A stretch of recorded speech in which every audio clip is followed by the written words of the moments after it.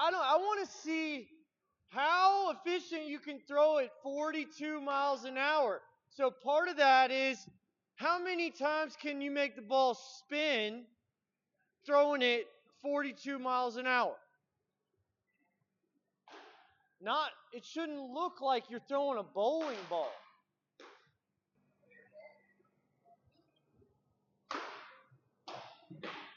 So guys are doing pull downs. We're in week 8 right now. Here's what we're finding. A lot of guys are going through all this programming and they've learned a lot. They're catching on to all the sequencing, all the efficiency stuff, but we can't get robotic with it, right? So now, especially on pull down days and high intent days, we're starting to get guys doing some more athletic moves. I was rolling balls to guys as if they're doing outfield throws, and just guys are figuring out how to efficiently execute the momentum into acceleration out front a little bit better, right? That's something that me and Greg talked about earlier, and we're just getting guys to try to understand that because that's the same gathering of momentum that guys need to get as they go down the mound. The only difference is you're not running through the ball and creating that runaway train momentum. So we're going to get guys the last phase of this program doing a little bit better job of this and trying to smooth it out a little bit better so that we can actually have a handle on what our velo pull down should be. Accelerate, accelerate, accelerate. 84. Good, Malachi. Boy.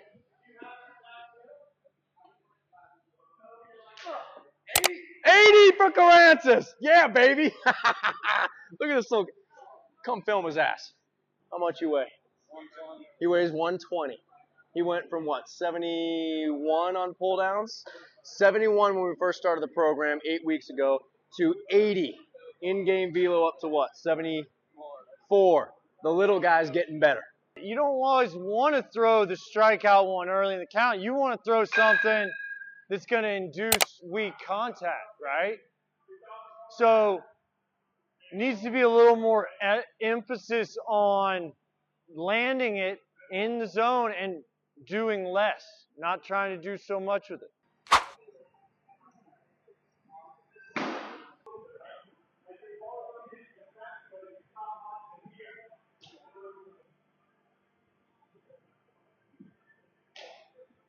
I really like the cue on the curveball of just get the spin. Try to get the spin at 50%.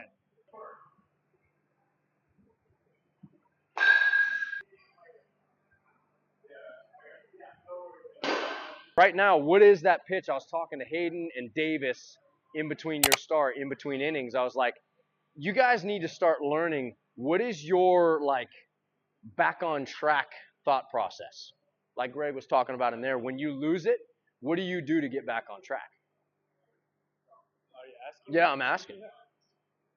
Because like so I feel like you don't really know, like you can't give a consistent answer. I feel like it depends on the day, right? I think you need to know what that is. So about like pitch wise? Yeah, like is it a pitch? Is it a location? Whatever I'm just like feeling. Whatever you're feeling that day, right? But like, what do you think it should be? I know what I think it should be. Yeah, fastball. Like, dude, you throw a high spin electric fastball. Your 88 looks like 92, right? So why would we not throw that pitch to get back on track? I was really thinking about like over this past week. I don't know what the fuck I was doing. No, I know, and that's okay, man. Here's what I think it was. You want to know what I think it was without you even thinking about it? I think you're worried about Red Scout. I think you're worried about East Cobb Astros. I think you're worried about what game you're pitching. Dude, that stuff does not matter. It's like the Alan Jaeger stuff that he talks about. It doesn't matter who you're pitching against. The process has to stay the same. That's what makes a good pitcher. That's why you're an ace on any team you pitch on right now in high school. To be an ace at the next level, that process can't change. Like, why would that process change? To be an ace in the big leagues, that process doesn't change. That stays the same. So, like, understanding, especially in these side pens, like, okay, I'm going to work off the fastball right here. And maybe you want to throw that on the upper third of the 9 pocket. I don't know. Maybe you want to throw it on the inner third of the 9 pocket. I don't know. Like, Greg could tell you more about, like, how you're trying to approach this stupid 9 pocket that you're sitting to pitch to right now. But, dude, with a high ride fastball, we got to use that pitch to pitch off of. Your slider works off that pitch. Your breaking ball works off that pitch. Your splitter works off that pitch. Hell, if you throw 2 fastballs in 2 different locations, that's 2 pitches for you. Does that make sense? So let's work off of that. And like Greg, I'm sure you have way more to say than I do about that stuff, but I just want to get you, like, the days of like, oh, what's Matt gonna hit today? Like for me, those days are gone. I don't even care anymore. Like I just want to see you start pitching lights out to the point where it's like, dude, I don't care who you put up there, you're getting the dude out. Today, we were just really focused on kind of getting consistency for stuff, really getting a better mindset than what I had. Because it's not that I lost confidence in my stuff. I was just thinking way too much and not going to my bread and butter, which is my fastball. So I'm just really playing off that, a lot more working on that. So that's what we're going to do this weekend and get after it. Anyway, fire those knees up, Graham.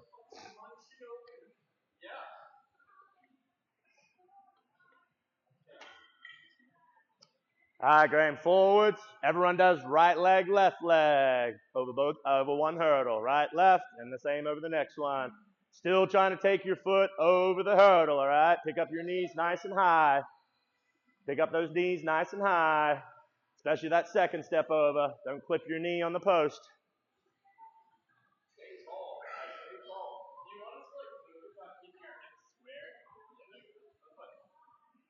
That's, yes, focusing a little bit more. It's worried about you guys actually picking your knees up first. A lot of you guys still crank your knee into the post. But yes, that's a little bit more technique. You're trying not to open your hips up to the side, guys. You're trying to keep them forward. Get that stretch in the hip when you're pulling over, okay? Left, right.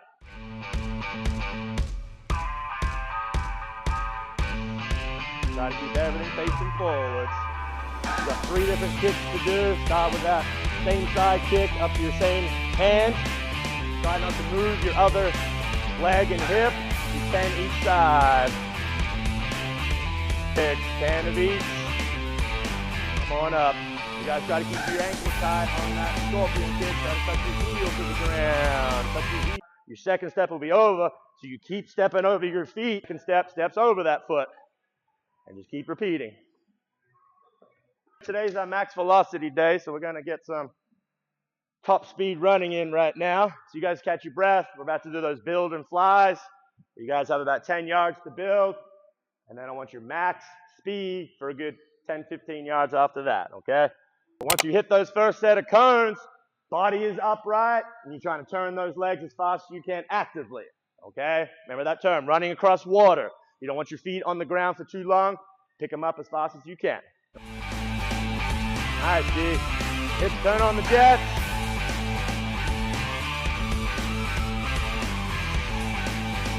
There you go. Up tall when you reach the cones. Up tall.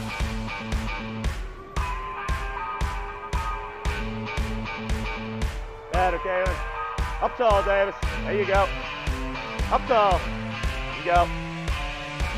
Not better. Good.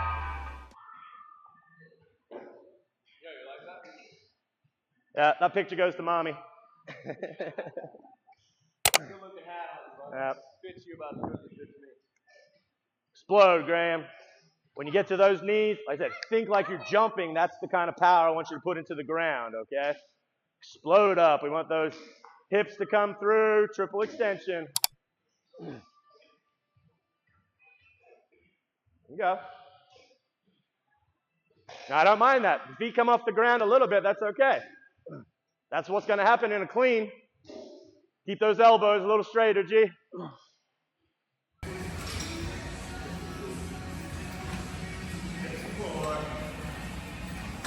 We got a little motorhead on right now. Jason's the king of buck squats.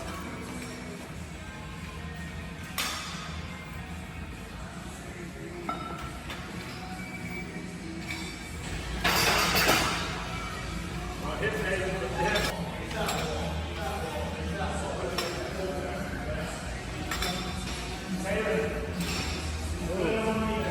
fucking hot in here. Don't go